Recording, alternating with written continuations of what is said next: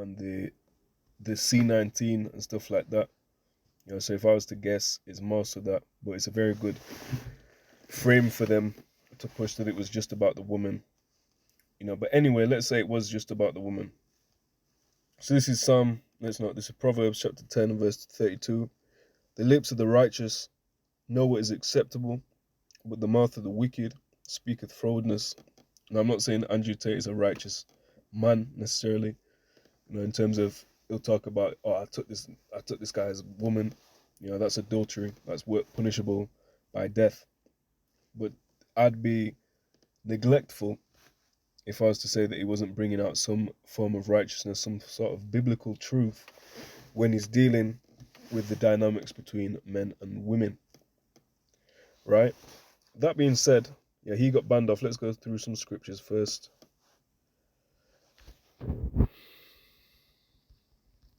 Some typical red pill shit. They'll say, man, a woman, she doesn't want to make more than a man. Well, she doesn't want a man to make less than hers. This is in the scriptures.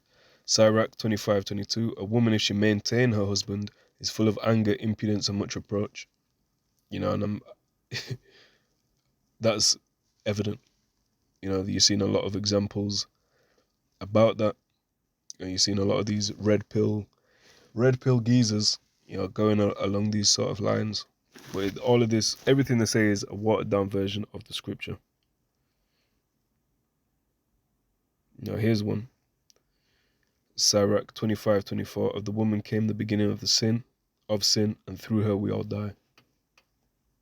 Through Eve. There's one that says, these, if the worldly people were to bring these out, that they'd be in uproar. They're already against the scriptures on many political issues, social issues. A lot of people aren't even aware of these scriptures. But Ecclesiastes 25:19, all wickedness is little, but the wickedness of a woman is but little to the wickedness of a woman. Let the portion of a sinner fall upon her. The scripture, it goes in on the man and it goes in on the woman. But when anyone wants to read the ones about the woman, niggas bug out. But that's life. Look at this shit. I don't mean shit, Salahia. But I mean, look at the shit these women are doing. And then look at how the scriptures have perfectly worded it, from a far time before all of this, whatever you'd call it, movement. Ecclesiasticus 26, verse 10. If thy daughter be shameless, keep her in straitly, lest she abuse herself through overmuch liberty. And certainly you can see that woman getting flown out, and getting run through by all manner of men, doing the same next month by 3 next different guys. It's craziness, man. But then this guy, Andrew Tate, is meant to be bugged out when he says a woman should have one man and be subject to a husband. These are what the scriptures say. This is what Islam says. That's why he likes to big up Islam a lot. Any truth that Islam got on this topic came from the scriptures. Right, verse 11. Watch over an impudent eye, and marvel not if she trespass against thee. She will open her mouth as a thirsty traveller when she hath found a fountain, and drink of every water near her. By every hedge will she sit down, and open her quiver against every arrow. Use your imagination. And what's this saying? This is predict, saying before, thoughterry. The global thought crisis that we find ourselves in. The thought-demic. Anyway, there's many scriptures on the poor conduct of these women, and it's exposed through these scriptures. This is the true red pill. Now, that being said, this is what I wanted to look at. You've got my man getting banned, for saying some very, very, how would you say? Not conservative as in right wing, left wing, whatever, but very mild or watered down things of the scripture, and that's that's unacceptable. But some of these drill, lyrics that they talk about, I've not. Let me find some. Salahi, I'd not proofread that. I'd not found what I was looking for. I thought I'd see some examples.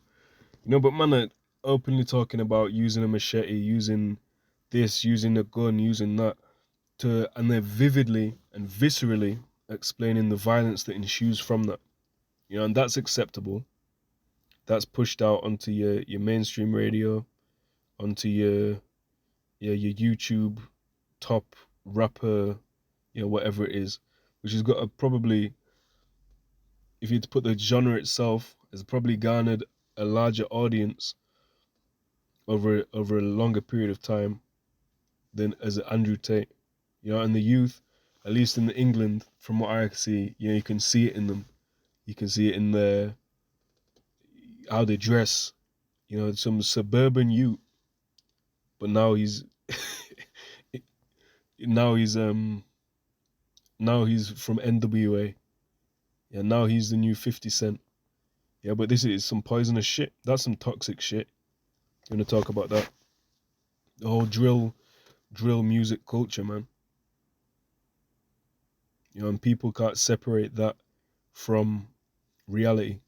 And I've seen people growing up, growing up that were sort of, headed towards that sort of shit.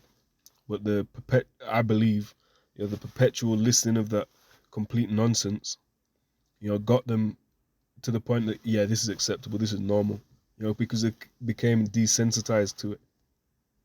A man that was very intelligent, well spoken. He was hood like, but at the same time he knew how to operate in that. But he went fully, into some ninja shit. And I would say that's as a result, or at least being impacted, by that sort of music, man. I'll leave it there. On to the next one, Lord willing.